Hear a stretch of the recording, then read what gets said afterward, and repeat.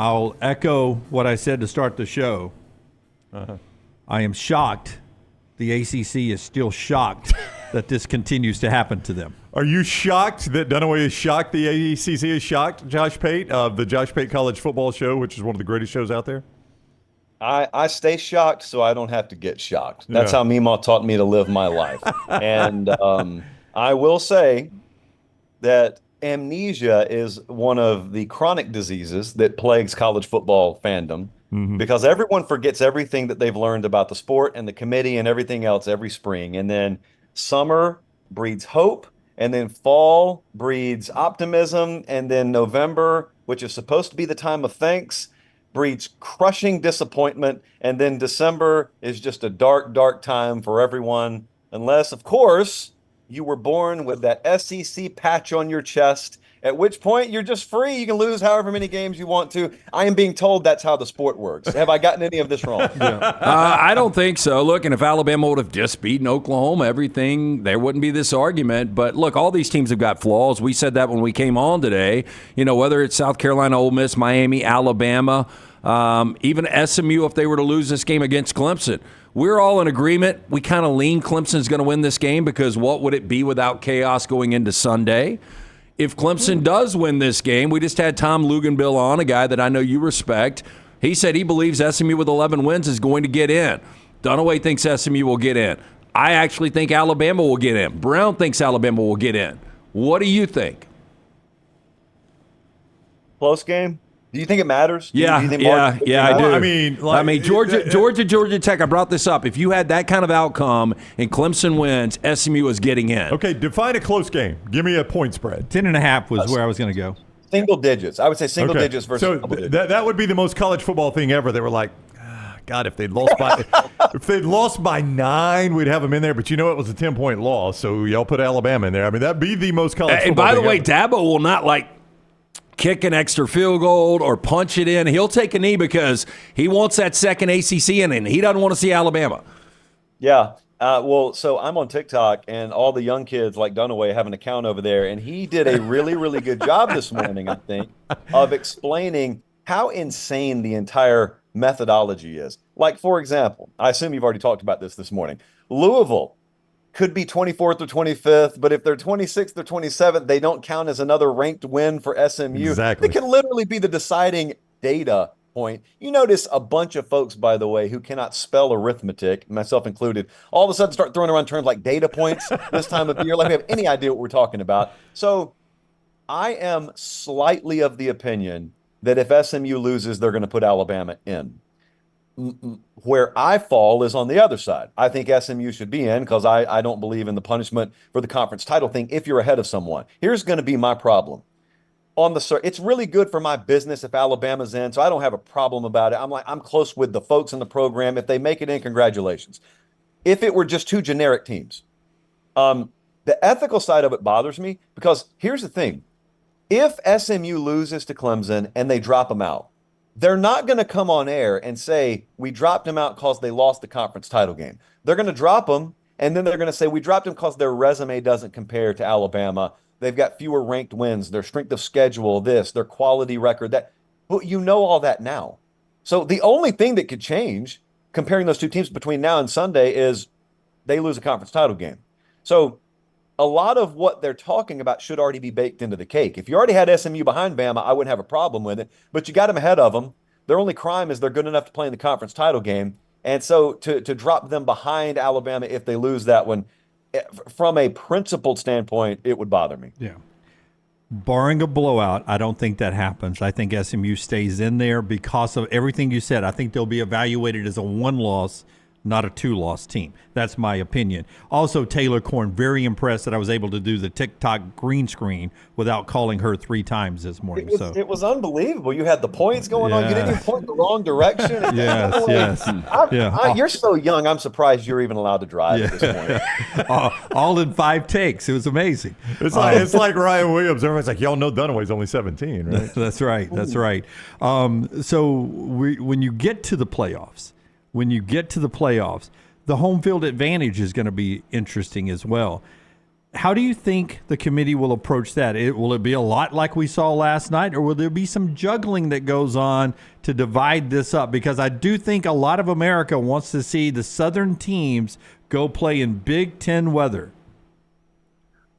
I mean, do you realize what a referendum for life that's going to be? We have had people forever talk about how Southern teams would play in cold weather. Yes. And you're going to have probably one or two examples of it that will either completely reinforce or completely crumble these narratives that existed for 50 years. I think they will finagle that. They can say all they want to, but if they don't show you the process, you have no recourse. Like, you have no way of knowing how it happened, which, by the way, is why I've always advocated for that in process to have to play out entirely public. Yes. Like, entirely in view of the public. It's not a Senate Intel committee. You're not dealing with classified information. You're dealing with whether SMU is better than Alabama. It's the entertainment business to begin with. But because they keep it behind closed doors, you don't really know the process. You don't know if they moved Penn State to where they don't play a Big Ten team in round one. You don't know if they switched Ohio State and Tennessee, where Tennessee has to go on the road and play in cold weather. I think they will.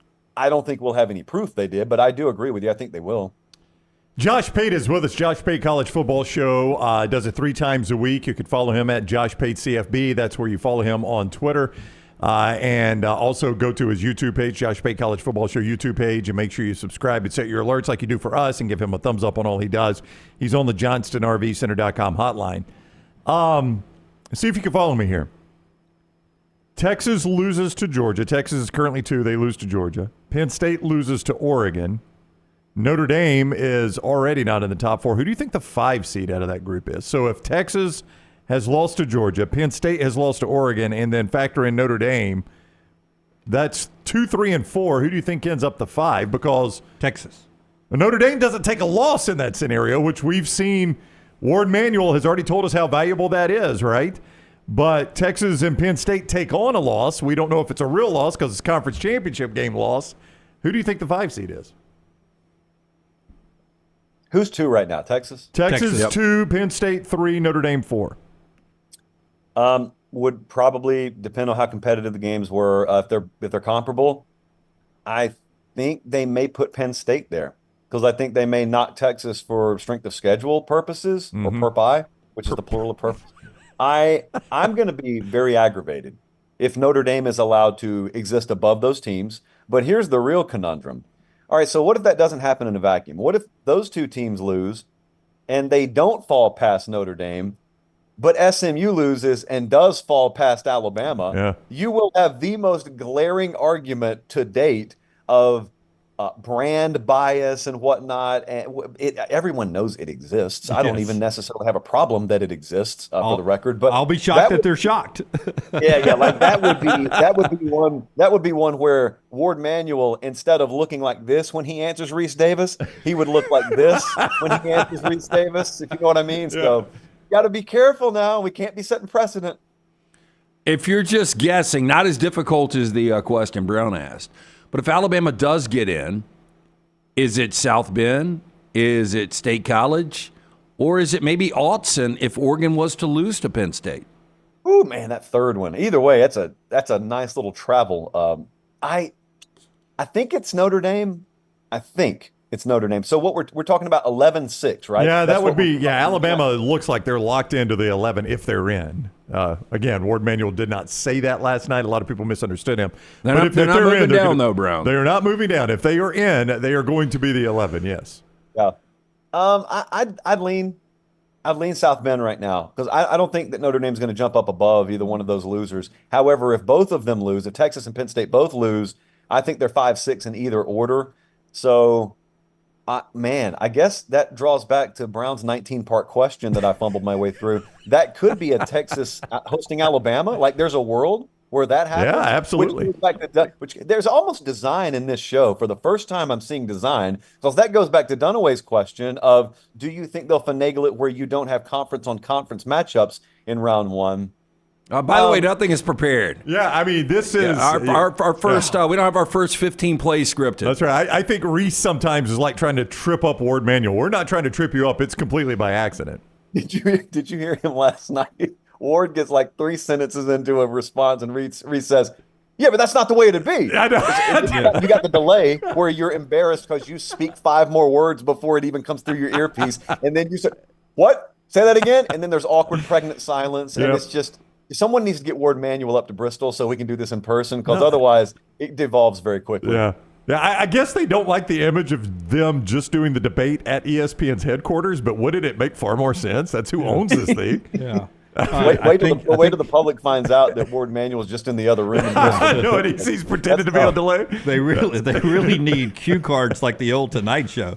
They're back there going, What's Reese asking? I don't know what he's asking. Reese, stick to the script. Pate, you're going to be at the Big 12 Championship Game. We haven't. I mean, that's like the most forgotten, though it is a win to get in, is why you're going to Dallas. Yeah, it's a playing game. That's the only way either one of those teams gets in. I think you're looking at 2 of the stories of the year in college football there. Matt Campbell has Iowa State back, and then Kenny Dillingham. Kenny Dillingham, I know you guys probably follow this, but like if you're maybe a Southern football fan and you haven't paid much attention to Arizona State, the program was in shambles. Herm Edwards basically put it on cruise control and drove it towards the tornado, like at the end of Twister. And then they threw Kenny Dillingham in the driver's seat because he's from there. So, I mean, Kenny will be fine going down with the ship. And then Kenny Dillingham figures out, wait, the steering wheel works. And he just swerves at the last minute. And now they're winning. And I told him to his face, you have the ignorance of competition about you. You don't know you're not supposed to be winning. And he's like, thank you. But I mean it. Like, they're supposed to be losing right now, and they're playing for a conference title. They got one of the best tailbacks in the country. Jaden Rashada, remember, the quarterback there left via the portal in the spring, and everyone freaked out and said, "Oh, Arizona State's screwed." And Kenny Dillingham's like, "No, he was getting beat out for the job. The Sam Levitt kid beat him out for the job. Here's Sam Levitt, all these months later, leading his team into a conference title." I think it's going to be it may be the most entertaining game on Conference Championship Saturday. It's the first game. It's in Dallas, and I'm looking forward to it, man. I've never been to the Big 12 title game before. I know the answer is going to be all, but if I asked you what was the most surprising program in college football this year, was it Arizona State, was it Indiana, or was it Florida State? So, yeah, on the negative side, nothing could have prepared me for what Florida State wasn't. That's like a league of its own.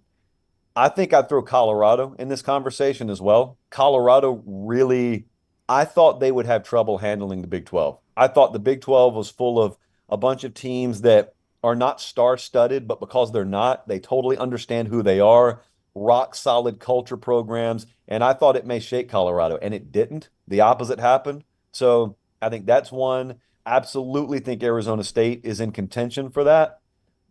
I got to go Florida State. If you give me the negative option on this, Florida State by a mile to me is the story. It's a surprise, if you will, of college football. We're always going to give you the negative option. Yeah, that's right. Always. Yes, I can always count on it. That is so far off the radar. If I were to ask the 3 of you, if we were to do the show in August and we said, what's the worst case scenario for Florida State?